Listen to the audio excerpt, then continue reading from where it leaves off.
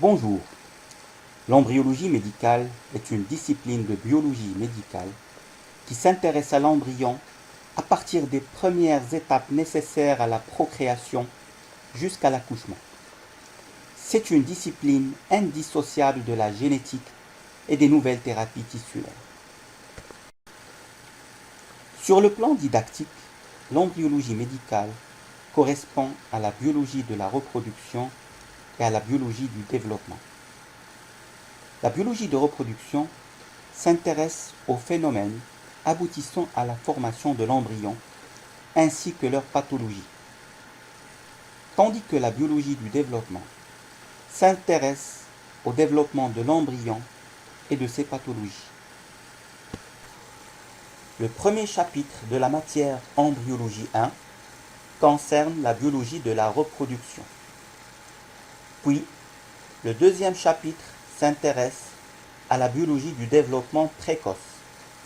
Enfin, vous aurez un dernier cours sur la formation du placenta ou placentation.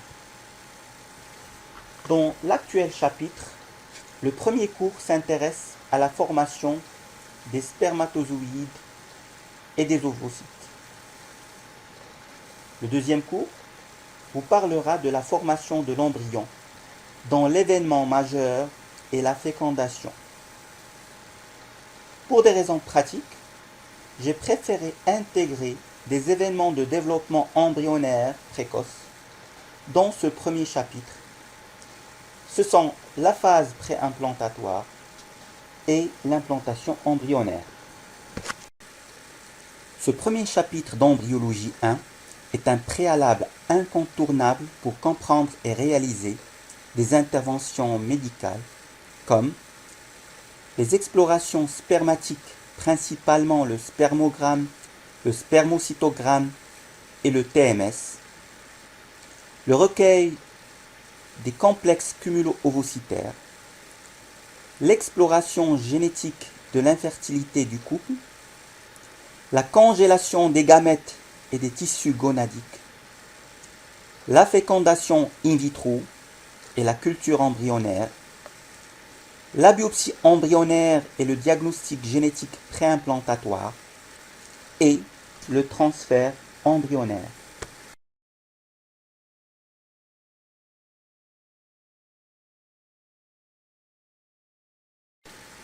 Le zygote à l'origine de l'être humain est une cellule unique issue de la réunion d'un gamète masculin appelé spermatozoïde et d'un gamète féminin appelé ovocyte 2. Les propriétés de ces gamètes sont expliquées par le processus de leur formation, c'est-à-dire la gamétogenèse. Contrairement à la mitose, qui est la division d'une cellule en deux cellules filles diploïdes, identiques sur le plan génétique à la cellule mère, la méose est un mode de division réservé aux cellules germinales. La méose consiste en deux divisions successives. Ce sont la division réductionnelle et la division équationnelle. Chacune de ces deux divisions comporte 4 phases: prophase, métaphase, anaphase et télophase. Pour la prophase 1, c'est l'étape ou la phase la plus longue. Elle dure 22 jours chez l'homme et des années chez la femme. Elle comporte plusieurs stades. Le premier stade de la prophase 1, c'est le stade leptotène. Durant ce stade, les chromosomes commencent leur condensation et s'individualisent, mais restent toujours lents et filamenteux. Durant ce stade, les centrosomes, qui sont composés de centrioles, commencent leur migration vers les deux pôles opposés de la cellule. Par la suite, c'est le stade synaptène. Durant ce stade, les télomères s'attachent à l'enveloppe nucléaire, les complexes synaptonémaux commencent à se former et l'appariement des chromosomes commence au niveau des télomères. Durant le stade zygotène, l'appariement se continue point par point sur toute la longueur des chromatides. Les chromosomes homologues s'accolent formant des tétrades, sauf pour les chromosomes sexuels dans le sexe masculin, où l'appariement concerne uniquement les régions pseudo-autosomales. Le quatrième stade de la prophase 1 de la méiose s'appelle stade pachytène. Durant ce stade, un événement très important se déroule et s'appelle le crossing over. Il consiste en la formation de points de croisement appelés chiasma, dont les localisations se font par hasard sur la longueur du chromosome. Ceci aboutit à la formation de cassures chromosomiques, puis des échanges de matériel génétique et au brassage intrachromosomique de gènes d'origine paternelle et maternelle. Ce phénomène est responsable partiellement de la diversité génétique des gamètes et par conséquent de la diversité des individus. Le stade diplotène se caractérise par la dissociation des complexes synaptonémaux aboutissant à la séparation des chromosomes homologues, sauf au niveau des chiasmas. Dans le sexe féminin, les ovocytes 1 restent bloqués dans ce stade durant des années. Enfin, le dernier stade de la prophase 1, appelé stade diacinèse, est marqué par la dissociation de l'enveloppe nucléaire. Puis au cours de la métaphase 1, les chiasmas se positionnent sur la plaque équatoriale et il n'y a pas de clivage au niveau des centromères comme on peut le voir au niveau d'une mitose normale. Puis au cours de l'anaphase 1, on note une séparation au niveau des chiasmas, une répartition aléatoire des chromosomes homologues vers les deux pôles de la cellule. Ceci entraîne un brassage interchromosomique qui est en partie responsable de la diversité génétique des gamètes et bien sûr de la diversité des individus. La dernière phase s'appelle télophase 1. Elle est marquée par la réapparition de l'enveloppe nucléaire et la division cytoplasmique. Ainsi, chaque cellule fille possède de ces quantités d'ADN. Après la division réductionnelle, survient la deuxième division méiotique appelée division équationnelle. Cette division équationnelle commence après une interphase très courte, sans phase de synthèse de l'ADN, phase S. Elle est très brève. Au cours de cette division, les 23 chromosomes subissent un clivage de leurs centromères, aboutissant à la libération de chromatides qui se répartissent au hasard dans les deux cellules filles. Ceci aboutit à des cellules filles haploïdes possédant assez quantité d'ADN. Donc après l'étude de cet événement commun à la spermatogenèse et à l'ovogenèse, nous allons par la suite étudier les spécificités de chaque sexe. Alors je vais commencer par la spermatogenèse, mais tout d'abord, il faut avoir quelques notions sur le lieu de cette spermatogenèse qui est l'appareil de reproduction masculin. Cet appareil comprend les deux testicules, les voies génitales excrétrices, à savoir l'épididyme, le canal déférent, le canal éjaculateur par exemple, et les glandes annexes qui sont la prostate, les vésicules séminales et les glandes bulbo-urétrales de Cooper. Ces trois glandes participent à l'élaboration du liquide séminal. Les testicules ont une double fonction. Tout d'abord, il y a une fonction exocrine qui est la spermatogenèse et qui est définie comme le processus de division et de différenciation cellulaire qui, à partir de cellules souches, aboutit à la formation de spermatozoïdes. La deuxième fonction testiculaire est endocrine. Elle consiste à l'élaboration d'hormones sexuelles qui sont les androgènes. Le sperme est constitué de spermatozoïdes, mais aussi du liquide séminal.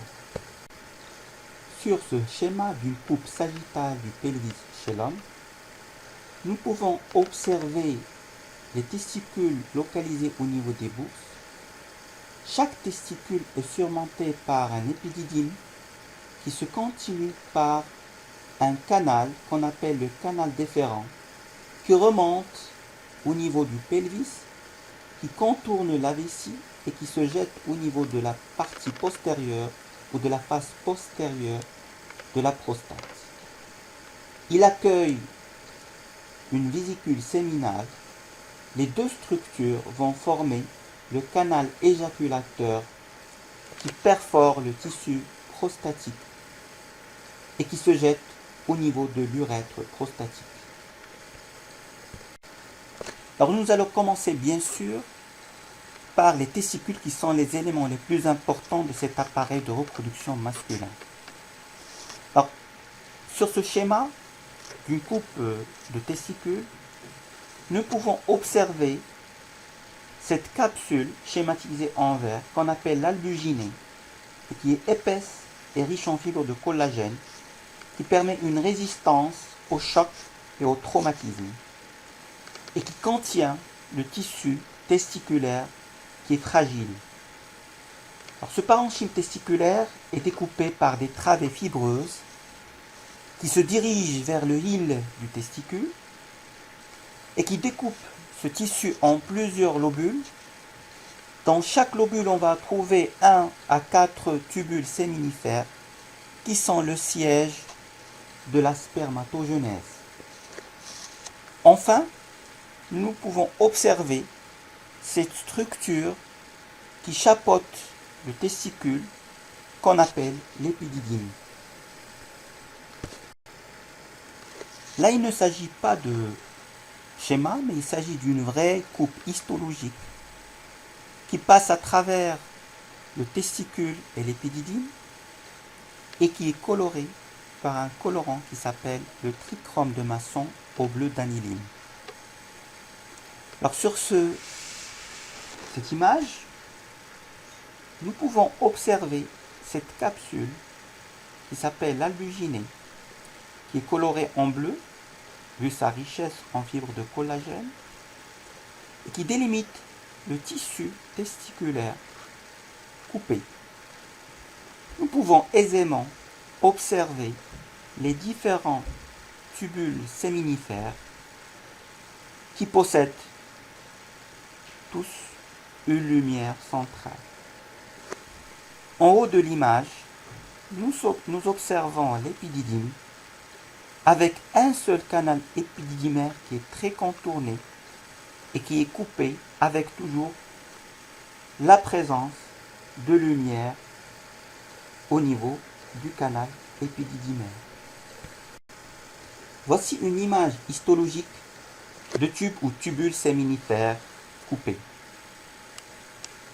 On constate que chaque tubule séminifère est délimité par une gaine péritubulaire, lamellaire et non vascularisée. C'est la membrane propre. Elle comporte des cellules myoïdes aplaties et contractiles. Ces tubules séminifères renferment l'épithélium séminal qui est constitué par des cellules de Sertoli, mais aussi de cellules de la lignée germinale. Sur ce fort grossissement, nous observons plusieurs tubules séminifères séparés par un tissu interstitiel. Nous pouvons voir que autour de chaque tubule séminifère, il y a une gaine péritubulaire, alors qu'au centre, il y a un vide, c'est la lumière du tubule séminifère. Le tissu interstitiel du testicule est l'espace compris entre les tubules séminifères. Il comporte des amas de cellules de Leydig. Sur cette image histologique, nous pouvons voir un tissu interstitiel séparant trois tubules séminifères. Nous pouvons aussi voir la richesse en cellules de Leydig, avec la présence de capillaires sanguins. La cellule de Leydig possède un cytoplasme clair, riche en enclaves lipidiques d'esters de cholestérol, qui sont le substrat de la synthèse des androgènes testiculaires et notamment la testostérone.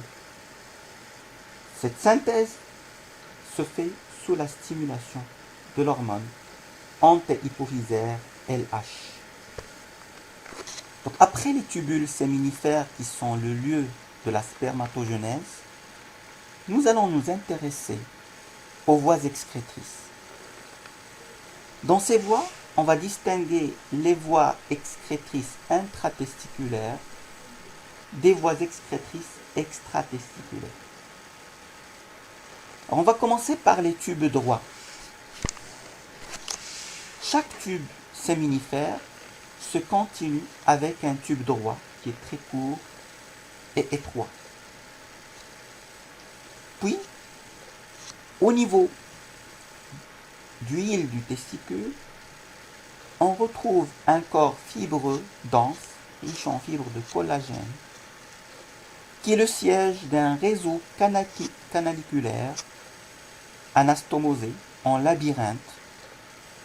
Ce réseau canaliculaire est tapissé par un épithélium cubique aplati qu'on appelle le rététestis. C'est ce qui draine les tubes droits. Sur cette image histologique passant au niveau du hile testiculaire, nous pouvons observer en bas les tubules séminifères avec leur épithélium relativement épais formé de cellules de Sertoli. Puis en haut, nous pouvons voir la continuité avec le rététestis, qui est ce réseau labyrinthique anastomosé tapissé par un épithélium qui est cubique aplati. Le rététestis se déverse dans une douzaine de cônes efférents. Chaque cône efférent est un tube d'environ 20 cm de long qui constitue une sorte de cône dont le sommet est tourné vers le testicule. Chaque cône est tapissé par un épithélium cylindrique pseudostratifié, formé de trois types de cellules. Premièrement, il y a les cellules ciliées, qui sont dotées de cils vibratiles. Puis il y a les cellules sécrétoires, dotées de microvillosités au niveau de leur pôle apical. Et enfin, les cellules souches basales de remplacement. Autour de l'épithélium, on retrouve un chorion et puis une couche fine faite de cellules musculaires lisses contractiles. Puis tous ces cônes efférents se drainent ou se jettent dans un seul canal épididymaire qui mesure environ 6 mètres de long et 0,5 mm de diamètre.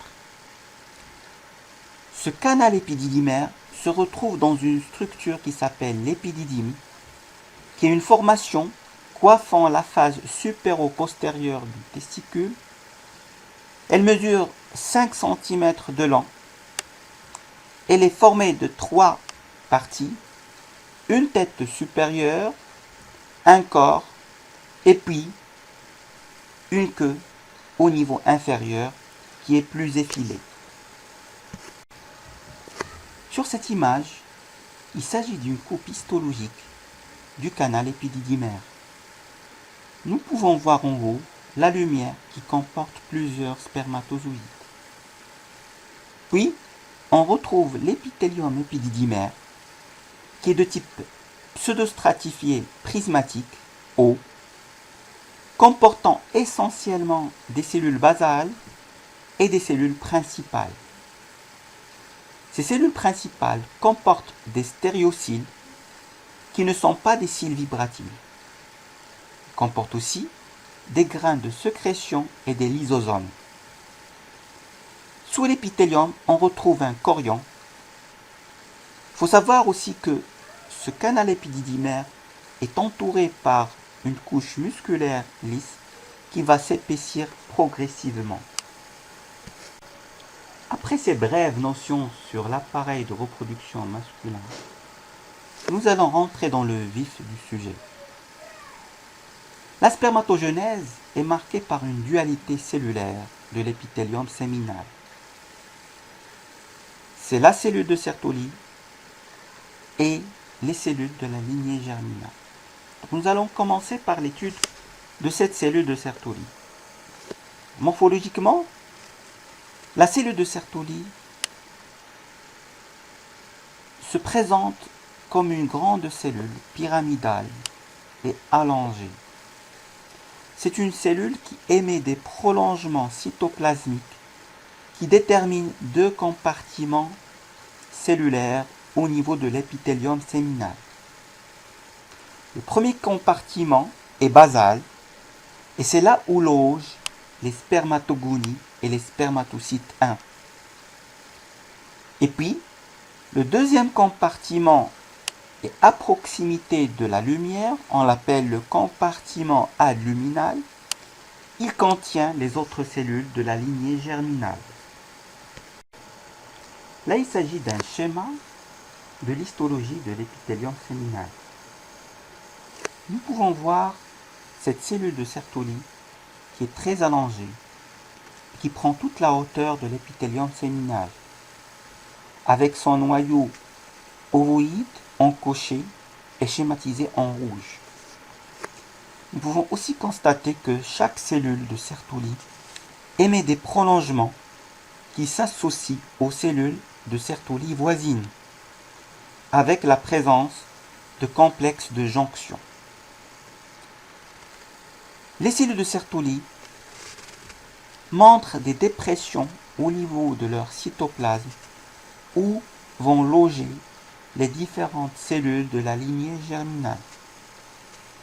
Si on passe de la partie inférieure vers la partie supérieure, autrement dit, de la périphérie du tubule séminifère vers le centre du tubule séminifère ou la lumière, nous allons observer les différentes cellules de la lignée germinale, à commencer par les cellules les moins matures qui sont les spermatogonies, jusqu'à la lumière où on va retrouver les cellules les plus matures qui sont les spermatozoïdes. Les cellules de Sertoli sont très importantes vu leurs multiples fonctions. Elles assurent le support et la protection des cellules germinales contre les agressions immunologiques. Elles assurent aussi leur déplacement vers la lumière par des mouvements actifs du cytoplasme sertolien. Les cellules de Sertoli assurent aussi la nutrition des cellules germinales à travers le cytoplasme sertolien, vu que l'épithélium séminal n'est pas vascularisé et constitue ce qu'on appelle la barrière sans testicules. Les cellules de Sertoli assurent également la synthèse et la sécrétion du fluide testiculaire, des molécules énergétiques pour les cellules germinales, de l'inhibine qui assure un rétrocontrôle négatif sur l'antéhypophyse, de l'androgène binding protéine qui est responsable de l'augmentation de la concentration de la testostérone en intratesticulaire, et de l'activine A qui est un modulateur méotique. Enfin, ces cellules de Sertoli assurent la phagocytose des corps résiduels libérés par les spermatides au cours de la spermiogenèse et aussi la libération des spermatozoïdes dans la lumière des tubules séminifères, c'est ce qu'on appelle la spermiation. Le deuxième élément de l'épithélium séminal sont les cellules de la lignée germinale. On commence tout d'abord par les cellules les moins matures. qui sont les spermatogonies. Ce sont des cellules ovoïdes mesurant environ 15 micromètres de diamètre et localisées en périphérie des tubules séminifères. On distingue les spermatogonies à D comme dark, c'est-à-dire sombre. Ce sont des cellules souches de réserve possédant un noyau ovoïde nucléolé et ce sont des cellules qui résistent relativement bien aux irradiations. Puis il y a les cellules spermatogonies à P comme pâle, qui possèdent une chromatine poussiéreuse. Enfin, il y a les spermatogonies B, qui possèdent un noyau arrondi à chromatine croûtelleuse en motte. Et contrairement à la femme, la présence chez l'homme de cellules souches qui s'auto-renouvellent lui permet une gamétogenèse durant toute sa vie. Chaque spermatogonie B se divise en deux spermatocytes de premier ordre.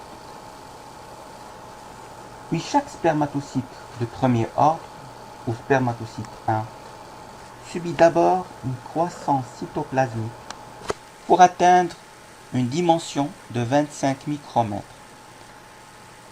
avec une réplication de l'ADN pour aboutir à une cellule qui possède 4C quantités d'ADN. Puis à travers une première division, qui est la première division réductionnelle de la méiose, chaque spermatocyte 1 donne naissance à deux spermatocytes 2. Chacun de ces deux spermatocytes 2 mesure environ 10 à 12 micromètres de diamètre. Il vit une journée avant de donner naissance par la deuxième division méiotique, qui est la division équationnelle, à deux spermatides qui sont là des cellules haploïdes. Puis c'est l'étape de la spermiogenèse. Durant cette phase, chaque spermatide se transforme en un spermatozoïde. Cette spermatide est une cellule arrondie qui s'allonge. Son noyau, qui était arrondi et pâle, devient ovoïde, piriforme et dense. Les granules proacrosomaux, formés à partir de l'appareil de Golgi, s'unissent pour former une seule vésicule qu'on appelle la vésicule acrosomale. Cette vésicule s'applique contre le noyau au niveau du futur pôle céphalique du spermatozoïde, puis s'étale pour couvrir les 2/3 antérieurs du noyau et constitue alors l'acrosome. Les deux centrioles de la spermatide migrent au niveau du pôle postérieur. Un centriole se loge dans une légère dépression du noyau. Il fait un angle de 80 degrés avec le centriole distal, d'où va naître le flagelle. Puis le cytoplasme glisse vers le flagelle au fur et à mesure de son développement. Certains fragments du cytoplasme se détachent pour former les corps résiduels, normalement phagocytés par les cellules de Sertoli. Les mitochondries se disposent en spirale autour de la portion initiale du flagelle, c'est ce qu'on appelle la pièce intermédiaire. Cette spirale mitochondriale est limitée à l'extrémité distale par l'annulus. On obtient alors des spermatozoïdes qui mesurent entre 55 et 60 micromètres de longueur. Ils sont composés d'une tête et d'un flagelle. La tête mesure normalement 4,5 x 2 micromètres et l'acrosome, placé sur la tête, contient des enzymes hydrolytiques qui lisent les structures entourant l'ovocyte. Son segment antérieur serait riche en hyaluronidase, alors que son segment postérieur serait riche en acrosine. Comme vous pouvez le voir sur ce schéma, un spermatozoïde est formé d'une tête et d'un flagelle. Le flagelle est composé de 3 pièces. Une pièce intermédiaire où se trouvent les mitochondries, puis une pièce principale qui est la plus longue, et enfin une pièce terminale. L'élément majeur du cytosquelette de la queue ou du flagelle est le complexe axonémal. Il est formé de 9 doublés de microtubules plus une paire centrale. Il est responsable de la motilité ou la mobilité du spermatozoïde par des mouvements ondulatoires. La spermatogenèse a une cinétique bien précise. En effet, chaque 16 jours, un groupe de spermatogonies AD se divise et entame le cycle spermatogénétique qui dure 74 jours. La spermatogenèse dure jusqu'à la mort en raison de l'auto-renouvellement des spermatogonies AD. À partir d'une spermatogonie AP, se forment 16 spermatozoïdes. Ainsi, l'homme est le plus faible producteur de spermatozoïdes parmi tous les mammifères. Ce schéma résume cette cinétique de spermatogenèse. Nous observons que la spermatogenèse dure 74 jours, répartie en 3 étapes. Première étape consiste à des mitoses. Elle dure 27 jours. Puis l'étape de méiose qui dure 24 jours. Et enfin, l'étape de spermiogenèse qui dure 23 jours. Après leur formation, les spermatozoïdes transitent dans les voies excrétrices pour arriver au niveau de l'épididyme. C'est un véritable site extragonadique de la fertilité. En effet, les spermatozoïdes produits par les testicules ne sont pas capables de féconder l'ovocyte. Et au cours de leur transit dans l'épididyme, ces spermatozoïdes subissent des modifications biochimiques, morphologiques et fonctionnelles qui leur confèrent le pouvoir fécondant. Sous l'effet de la dihydrotestostérone, l'épithélium épididymaire élabore des molécules qui interviennent dans l'acquisition de la mobilité unidirectionnelle des spermatozoïdes, ainsi que des facteurs de décapacitation qui stabilisent la membrane plasmatique des spermatozoïdes pour prévenir une réaction acrosomale prématurée. La partie distale du canal épididymaire sert de lieu de stockage de spermatozoïdes.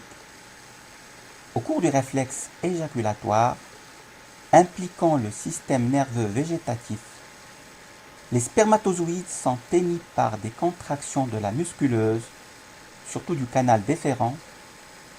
Les spermatozoïdes non éjectés s'altèrent puis sont lysés et phagocytés. La régulation de la spermatogenèse implique essentiellement un contrôle neuro-endocrinien. En fait, le système nerveux central stimule l'hypothalamus qui se met à sécréter une hormone appelée GnRH. Cette dernière a la capacité de stimuler quelques cellules antéhypophysaires appelées les cellules gonadotropes. Ces dernières vont produire la LH qui stimule les cellules de Leydig ainsi que la FSH qui stimule les cellules de Sertoli. Il y a un rétrocontrôle négatif. En effet, la testostérone produite par les cellules de Leydig a la capacité d'inhiber cet axe hypothalamo-hypophysaire. De même, l'inhibine B, produite par les cellules de Sertoli, a la capacité d'inhiber ces cellules gonadotropes antéhypophysaires. D'autres facteurs retentissent sur la spermatogenèse. L'élément le plus important est la température. En fait, la spermatogenèse nécessite une température d'environ 35 degrés Celsius. Ainsi, la cryptorchidie bilatérale, qui a un défaut de migration testiculaire, peut être responsable d'une infertilité. Les radiations ionisantes, certains médicaments, le tabagisme, l'alcoolisme, l'obésité et la malnutrition dépriment la spermatogenèse. En tant que médecin biologiste embryologiste, plusieurs applications diagnostiques et thérapeutiques découlent de ces notions de spermatogenèse. Le premier examen clé est le spermocytogramme. C'est un examen clé dans la prise en charge diagnostique et thérapeutique des infertilités du couple et notamment les infertilités masculines. C'est un examen qui commence par le recueil du sperme en faisant attention aux conditions d'asepsie et à l'identitovigilance. Parmi les paramètres étudiés dans le spermogramme, on retrouve la numération des spermatozoïdes. L'OMS recommande l'utilisation de la cellule de Neubauer modifiée, interprétée sous microscope à contraste de phase. Autre paramètre très important dans l'étude du spermogramme est la mobilité. Sur cette image, nous pouvons observer les spermatozoïdes non colorés. En effet, nous n'utilisons pas de coloration dans l'étude de la mobilité, vu que la majorité des colorants sont toxiques pour les cellules. Nous sommes obligés alors de faire cette étude sous microscope à contraste de phase.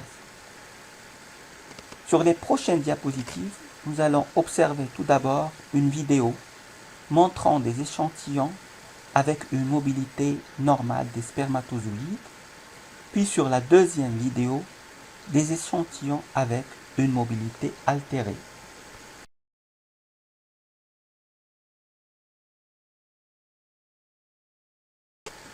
L'évaluation de la vitalité des spermatozoïdes est un paramètre étudié par le spermogramme.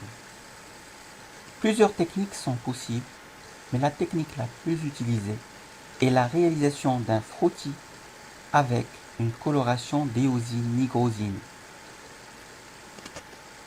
Les spermatozoïdes comptabilisés comme vivants sont ceux qui ne sont pas colorés par l'éosine et qui gardent une tête pâle.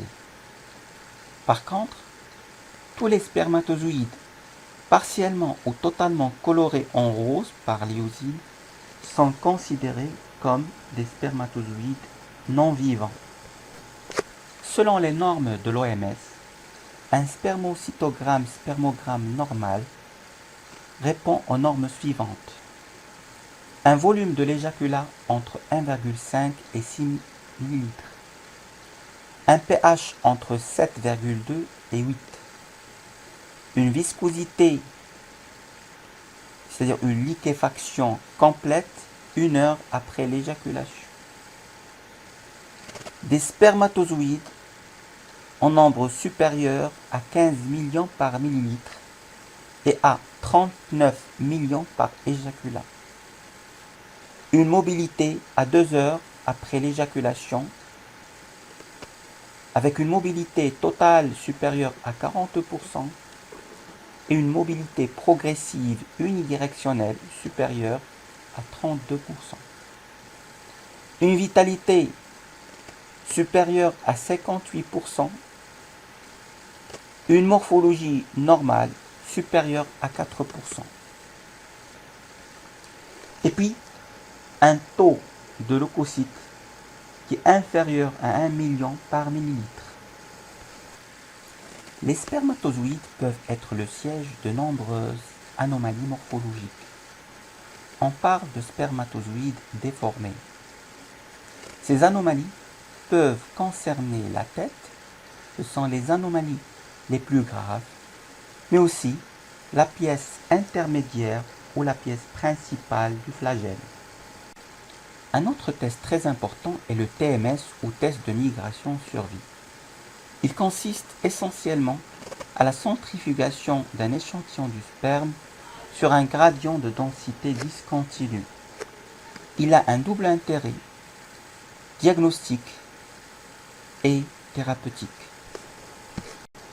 Après centrifugation du sperme, les spermatozoïdes les plus mobiles et les plus performants se retrouvent au niveau du culot. Ils sont ainsi lavés du liquide séminal, des spermatozoïdes immatures ou morts, des leucocytes et des débris cellulaires. Les spermatozoïdes du culot sont analysés afin de prendre une décision sur la technique de procréation médicalement assistée la plus adéquate. Ce sont aussi ces spermatozoïdes qu'on va utiliser pour la réalisation de cette technique de PMA. Une autre application est la réalisation du diagnostic étiologique génétique des infertilités masculines. En effet, devant une infertilité masculine, on réalise différents tests génétiques à la recherche de la cause. Par exemple, devant un syndrome de Klinefelter, on est amené à réaliser un karyotype qui va montrer la présence d'un ou de plusieurs chromosomes X surnuméraires. Devant l'absence d'une telle anomalie, nous procédons à la recherche d'une microdélétion de la région AZF localisée au niveau du bras lent du chromosome Y. D'autres techniques génétiques peuvent être réalisées dans le diagnostic étiologique des infertilités. C'est le cas de la PCR séquençage. Par exemple, là il s'agissait d'un patient infertile dont l'examen spermatique avait montré des spermatozoïdes macrocéphales, c'est-à-dire qui présentent une tête spermatique large. Nous allons réaliser une PCR avec séquençage du l'exon 3 du gène ORCA-C qui a montré une mutation homozygote. Une autre application thérapeutique est la congélation du sperme. Il s'agit de la conservation de sperme dans des paillettes qu'on met dans de l'azote liquide. Cette technique est utilisée dans plusieurs indications et notamment dans les cas de la conservation de la fertilité lorsque le patient doit recevoir un traitement de chimiothérapie pour un cancer.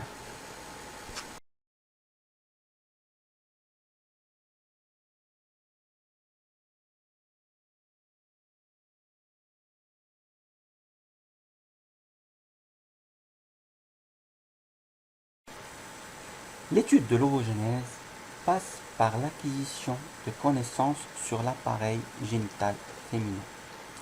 Ici, on observe une pièce anatomique de l'appareil génital féminin.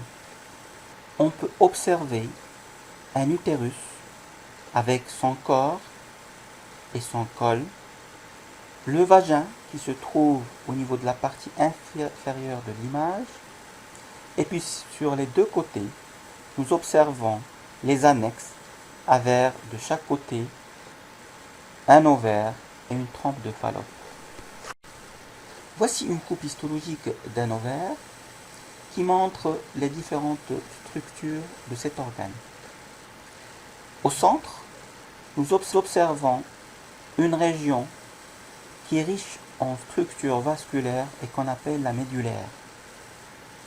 Par contre, au niveau du cortex, nous observons plusieurs structures de tailles différentes,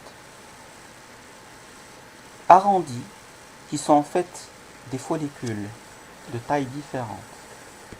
À plus fort grossissement de cette coupe histologique du cortex ovarien, nous observons que les follicules ovariens ont des tailles et des structures différentes.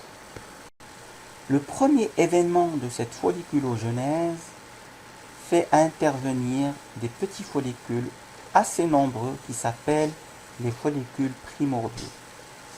Dans ces derniers, on retrouve tout d'abord des ovogonies qui sont des cellules germinales souches. Elles se divisent par mitose pour former un stock qui est à peu près de 7 millions de follicules primordiaux. Puis, chaque ovogonie commence la première division méiotique en intra-utérin et s'appelle désormais un ovocyte 1. Il reste bloqué au stade de diplotène de la prophase 1.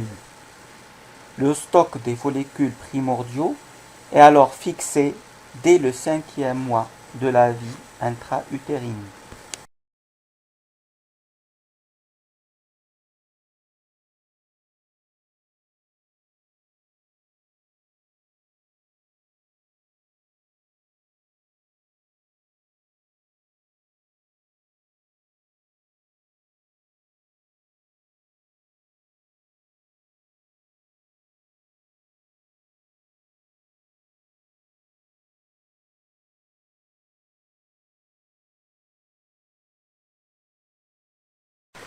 Les follicules primordiaux subissent une croissance.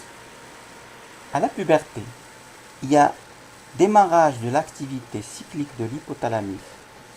La croissance folliculaire peut alors aboutir à des follicules préovulatoires à travers plusieurs étapes grâce à des stimulations réciproques paracrines entre l'ovocyte et les cellules folliculaires et aussi et surtout une stimulation hormonale de l'axe hypothalamo-hypophysaire.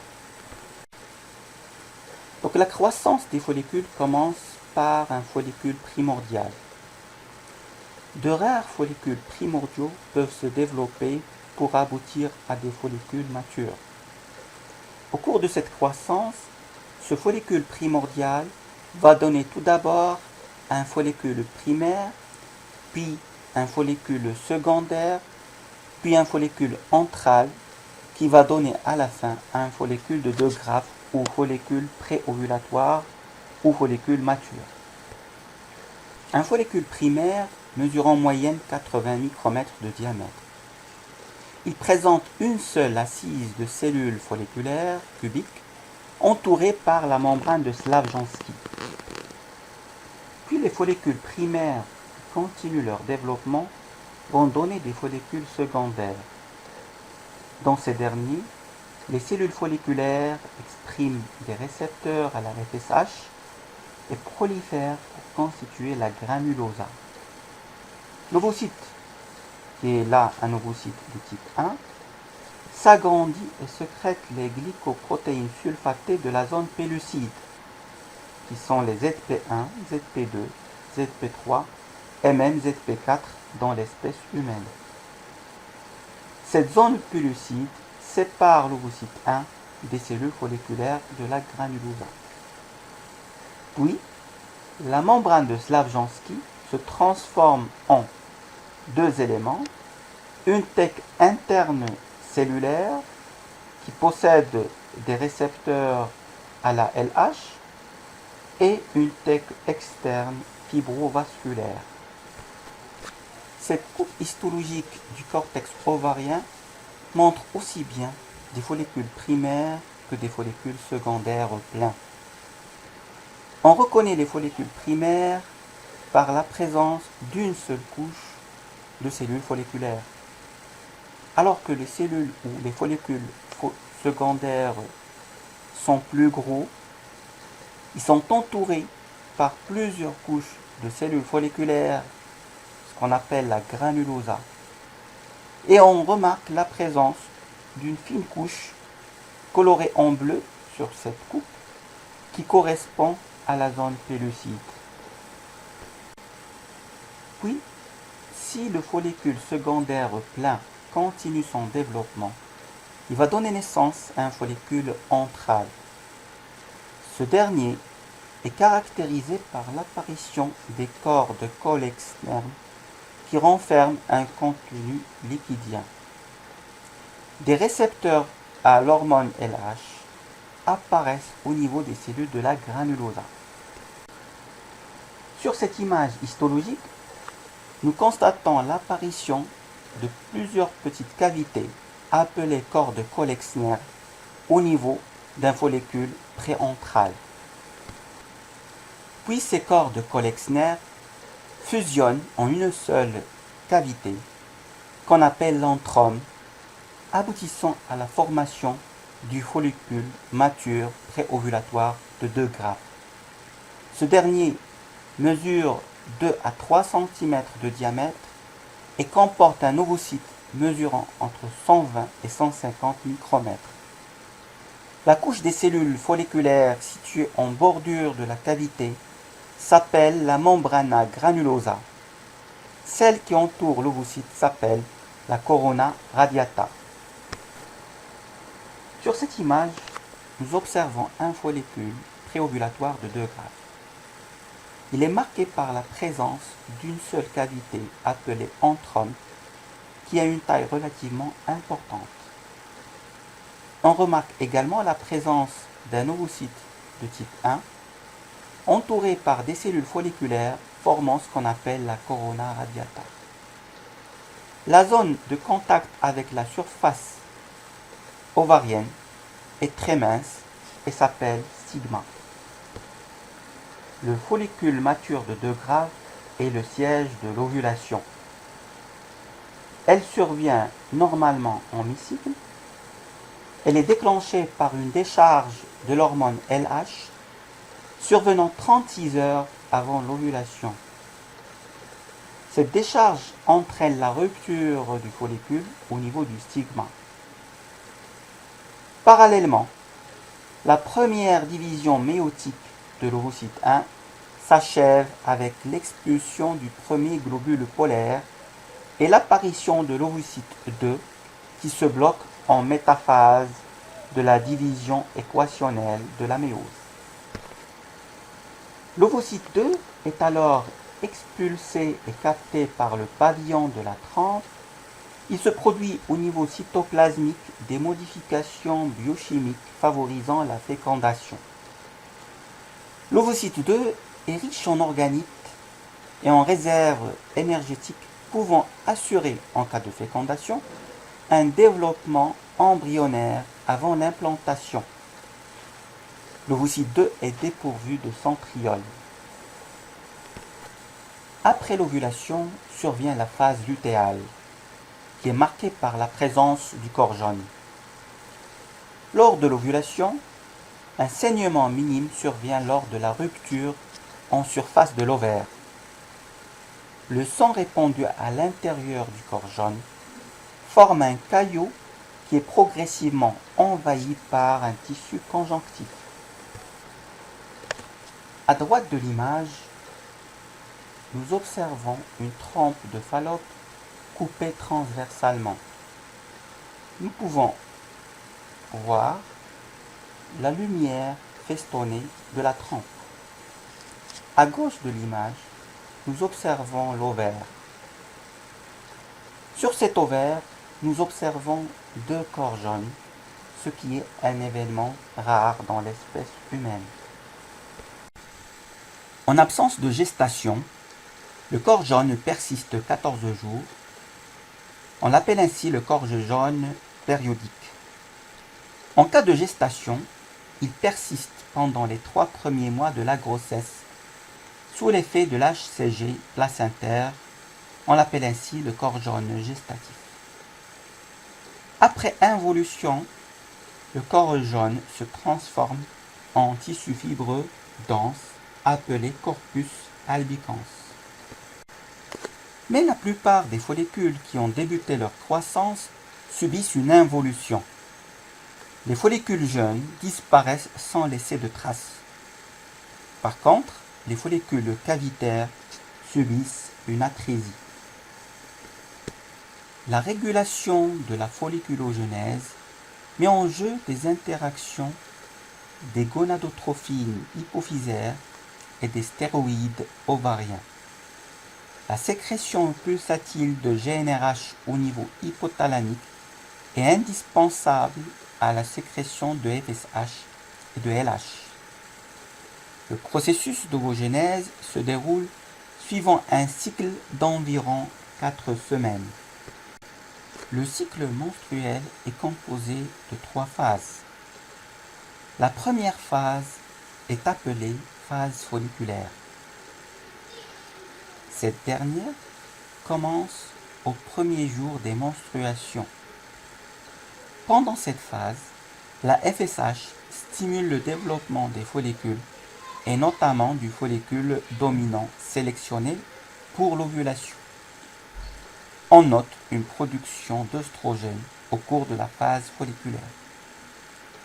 Progressivement, les cellules de la granulosa commencent à sécréter l'inhibine qui exerce un rétrocontrôle négatif sur la sécrétion de FSH. Puis, l'ovulation se produit suite à un pic de sécrétion de LH. Enfin, la phase lutéale dure 14 jours. Elle dépend d'une sécrétion tonique de l'hormone LH.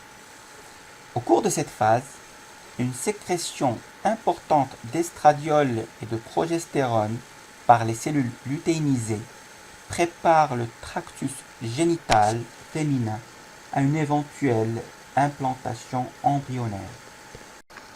La gamétogenèse est certes très importante dans la formation de l'embryon, mais n'est pas suffisante. D'autres phénomènes sont importants, et notamment la fécondation. Mais avant de participer à la fécondation, les spermatozoïdes doivent subir au préalable une maturation. Elle se fait tout d'abord au niveau de l'épididyme. En effet, au cours de leur transit par le canal épididymaire, les spermatozoïdes subissent une maturation grâce aux sécrétions épididymaires, elles-mêmes dépendantes des androgènes. Les spermatozoïdes acquièrent ainsi une mobilité fléchante. Le liquide épididymaire contient des molécules qui se fixent à la membrane plasmique des spermatozoïdes pour prévenir la survenue d'une réaction acrosomale prématurée.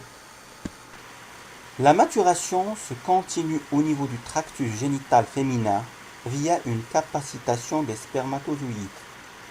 Cette étape dure environ 5 heures.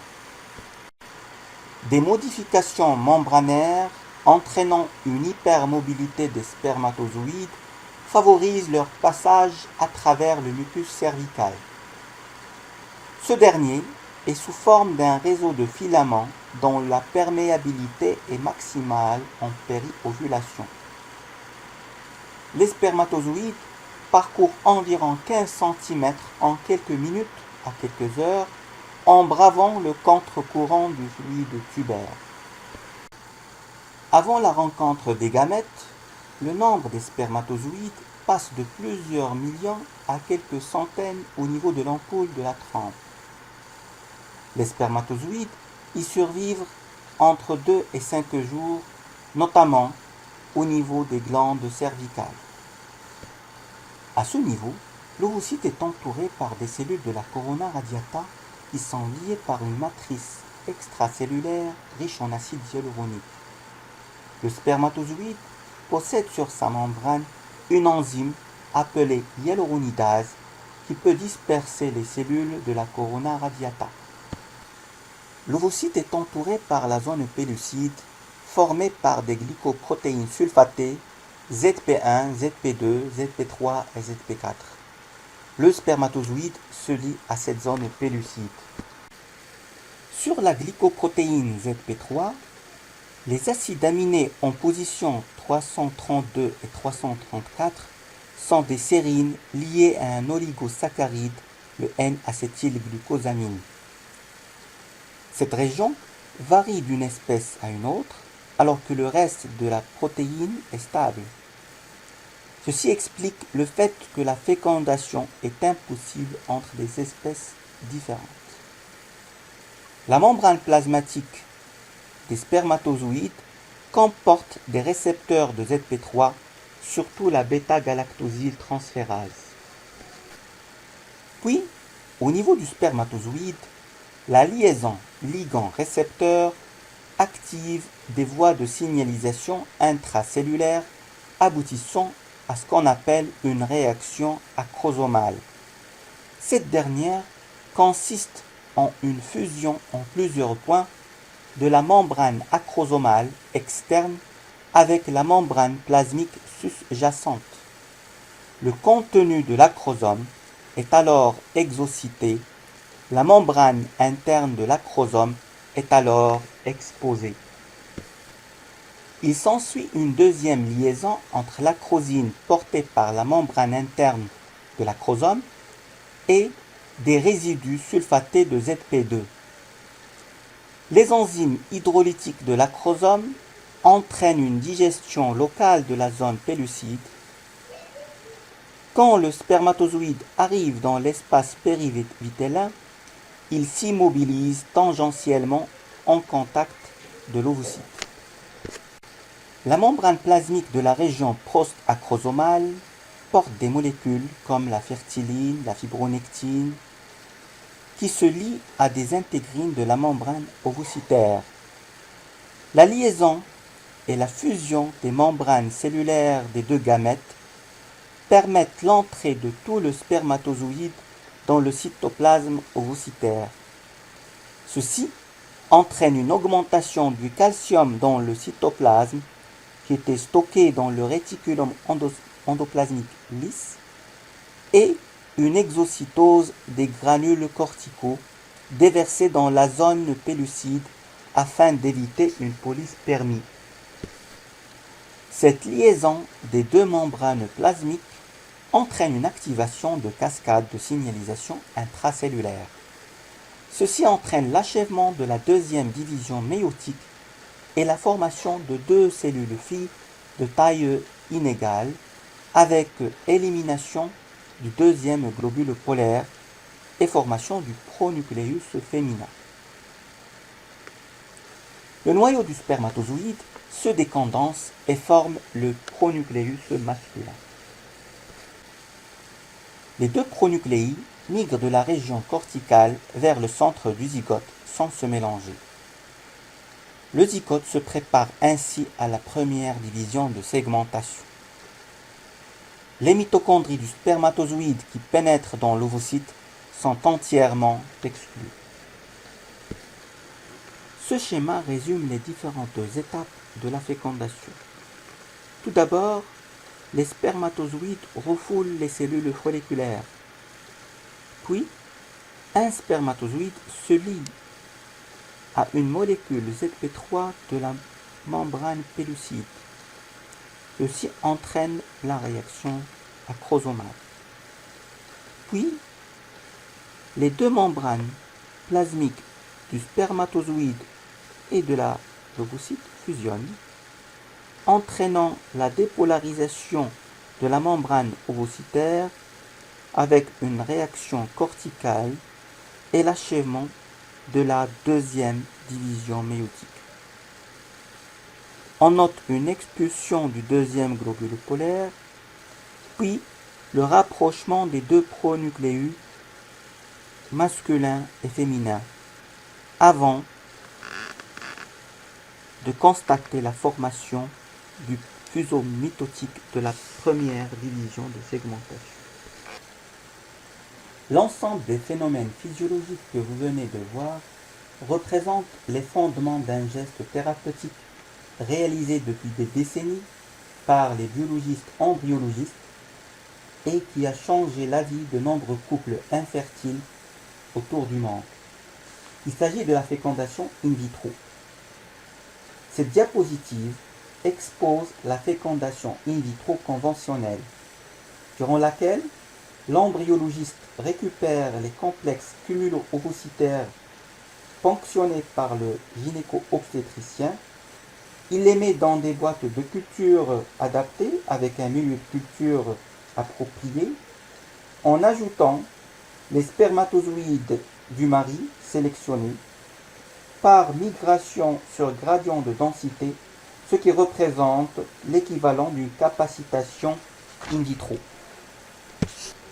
Pour des indications particulières, comme par exemple en cas d'échec de la fécondation in vitro conventionnelle, nous sommes amenés à réaliser une fécondation in vitro par injection d'un spermatozoïde à l'intérieur du cytoplasme ovocytaire, Selexi.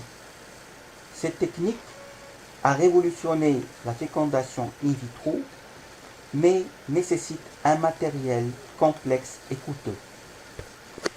L'ovocyte est immobilisé grâce à une pipette de maintien.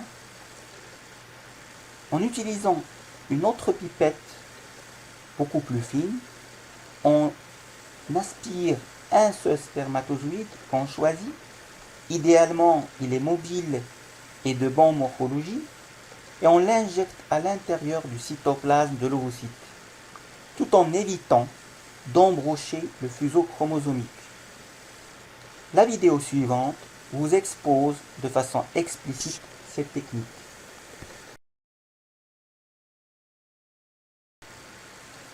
Juste après la fécondation, notre embryon est à la phase préimplantatoire. Cette phase constitue la première étape de la biologie du développement. Cependant, pour des raisons pratiques, de pratique médicale, j'ai préféré intégrer ce cours dans ce premier chapitre. Durant la phase préimplantatoire, l'embryon est libre et migre dans la cavité tubaire puis utérine. Il ne grandit pas. La zone pellucide empêche une implantation tubaire.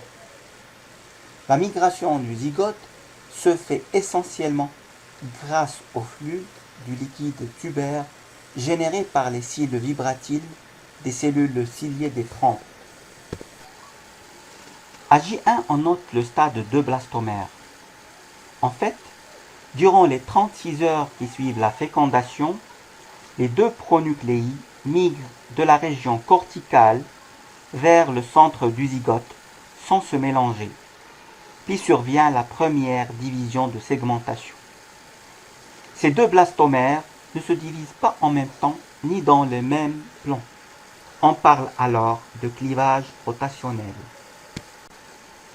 Puis à J2, les divisions de segmentation se poursuivent, aboutissant au stade 4 blastomère. La taille des blastomères diminue au fur et à mesure que ces derniers se segmentent. Les deux premières divisions de segmentation, ainsi que la survie du zygote au cours de cette période, sont assurées grâce aux réserves de transcrits maternels. Après épuisement des transcrits maternels, la transcription des gènes propres du zygote commence et prend le relais. Au troisième jour du développement, les blastomères sont au nombre de 8. Ils sont encore sphériques, dissociables et totipotents. Ils ne sont pas polarisés.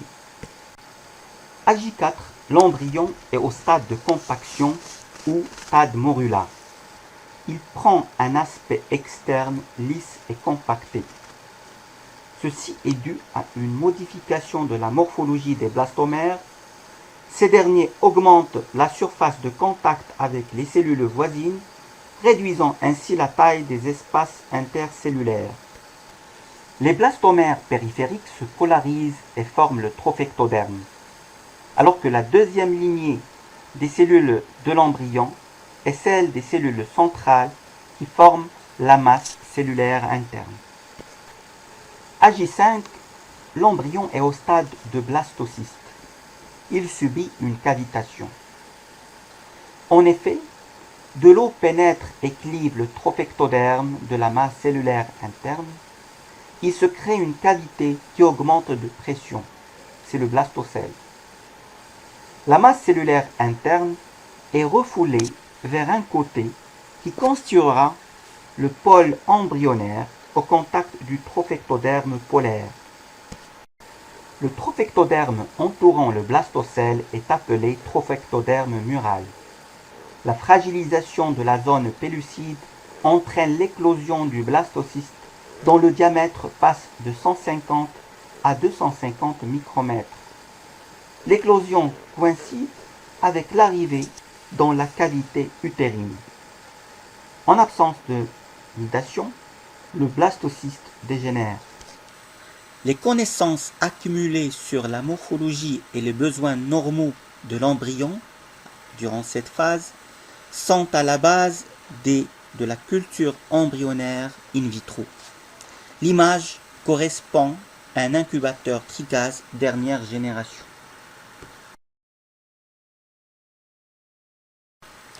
Cette phase embryonnaire est aussi l'occasion pour la réalisation d'études génétiques sur l'embryon. Une biopsie embryonnaire à J3 ou à J5 permet d'extraire quelques cellules afin de rechercher une aneuploïdie par exemple, ce qui permet d'améliorer le taux d'implantation et de grossesse, ou bien de réaliser un diagnostic préimplantatoire. Par exemple, si un des parents présente une anomalie chromosomique équilibrée, avec un risque de transmission dans la descendance, nous pouvons réaliser un diagnostic préimplantatoire chromosomique en utilisant la technique d'hybridation in situ fluorescente FISH. On utilise une sonde spécifique qui permet de marquer les zones d'intérêt. Je vous présente un cas clinique. Il s'agit d'un couple avec un enfant présentant une trisomie 21. L'étude du cariotype du père a retrouvé une translocation robertsonienne équilibrée entre le chromosome 14 et le chromosome 21. Dans ce cas, le risque de récidive de la trisomie 21 est réel. C'est une indication du diagnostic préimplantatoire chromosomique. Une fécondation in vitro conventionnelle a été réalisée, aboutissant à l'obtention de 8 embryons. Chaque embryon a été prélevé à J3 et un marquage par une sonde fluorescente du chromosome 21 a été réalisé. À gauche, le blastomère présente 2 signaux fluorescents rouges. Il s'agit d'une disomie 21. L'embryon peut être implanté. Par contre, à droite, le blastomère présente 3 signaux rouges, c'est l'équivalent d'une trisomie 21 et l'embryon ne peut pas être implanté. La phase préimplantatoire de l'embryon s'achève entre le 6e et le 7e jour du développement par son implantation au niveau de l'utérus. Cette étape est cruciale pour la réussite du projet parental. Par rapport à certaines espèces, l'œuf fécondé humain hérite peu de réserves. La poursuite de son développement nécessite alors un contact avec l'organisme maternel. Ceci impose la survenue de l'implantation. Le site de l'implantation se produit le plus habituellement au niveau de la partie supéro-postérieure du corps utérin. Sous l'effet de la progestérone sécrétée par le corps jaune lors de la phase lutéale du cycle menstruel, l'endomètre subit d'importantes modifications le rendant réceptif aux blastocystes. L'endomètre s'épaissit, les vaisseaux sanguins prolifèrent, subissent une spiralisation et augmentent leur perméabilité. La matrice extracellulaire devient lâche et œdématiée. Les cellules du chorion s'hypertrophient et se chargent en glycogène, constituant une réserve nutritive. C'est la réaction pseudo-déciduale. Enfin, les cellules épithéliales sécrètent du glycogène aussi. L'implantation passe obligatoirement par une interaction embryon-endomètre. En effet, l'embryon au stade blastocyste sécrète certains facteurs inducteurs des cellules endométriales. À partir du 18e jour du cycle menstruel, les cellules endométriales sécrètent à leur tour d'autres facteurs qui se lient sur leurs récepteurs spécifiques au niveau du trophectoderme polaire. Ceci explique pourquoi la fixation du blastocyste ne se fait que par son pôle embryonnaire. L'invasion de l'endomètre commence entre le 6e et le 7e jour du développement. Les cellules trophoblastiques, au contact du pôle embryonnaire, puis au fur et à mesure de l'enchâssement du blastocyste, toutes les cellules trophoblastiques prolifèrent et forment deux couches. Une couche interne appelée cytotrophoblast et une couche externe où les cellules fusionnent pour former le syncytiotrophoblaste. La sécrétion d'HCG entraîne la transformation du corps jaune cyclique en corps jaune gravidique. Sur ce dessin, on observe des cellules du trophectoderme polaire qui sont en train de dissocier des cellules de l'épithélium endométrial. À J9, le blastocyste est totalement implanté. La brèche de l'endomètre créée par sa pénétration est fermée par un bouchon de fibrine. Dans le syncytiotrophoblaste apparaissent des lacunes qui s'élargissent et confluent. Au contact du syncytiotrophoblaste, l'endomètre se décidualise, formant les caducs ou couches compactes de l'endomètre. Au niveau de la zone d'implantation, on retrouve la caduque basale ou basilaire. Au-dessus de l'œuf, on retrouve la caduque réfléchie. Ailleurs, c'est la caduque pariétale. La couche profonde de l'endomètre ne se décidualise pas et constitue la couche spongieuse. Au 10e jour du développement, du cytotrophoblast pénètre dans les travées du syncytiotrophoblaste de façon radiaire par rapport à l'œuf. Ceci constitue des villosités choriales primaires. Le lendemain, des capillaires maternels s'ouvrent dans les lacunes et les remplissent de sang. C'est l'ébauche de la circulation materno-fœtale. Au 13e jour, l'épithélium de l'endomètre se reconstitue. Des mécanismes moléculaires assurent le bon déroulement de l'implantation. En fait, les cellules syncytiotrophoblastiques sécrètent des substances invasives, comme les métalloprotéases matricielles. Le trophoblaste exprime aussi des intégrines permettant l'adhérence à la matrice extracellulaire et la progression du blastocyste. En contrepartie, l'endomètre non décidualisé sécrète des facteurs inhibiteurs de l'invasion. Quand on réalise une fécondation in vitro, l'embryon doit être transféré dans l'utérus maternel entre le 2e et le 6e jour du développement. Dans ce cas, l'embryologiste fait introduire l'embryon dans un cathéter souple qu'il va confier au gynécologue. Après le transfert, l'embryologiste récupère le cathéter afin de le contrôler au microscope pour s'assurer que l'embryon a bien été transféré dans l'utérus maternel. En conclusion, la biologie de la reproduction est une composante essentielle de la prise en charge des couples infertiles. Les techniques de PMA augmentent le risque de survenue d'une anomalie du développement embryonnaire. Plusieurs anomalies génétiques entraînent aussi bien une infertilité et aussi des troubles du développement embryonnaire comme des fausses couches à répétition et des malformations. On comprend alors que cette biologie de la reproduction est indissociable de la biologie du développement, d'où l'importance du chapitre suivant.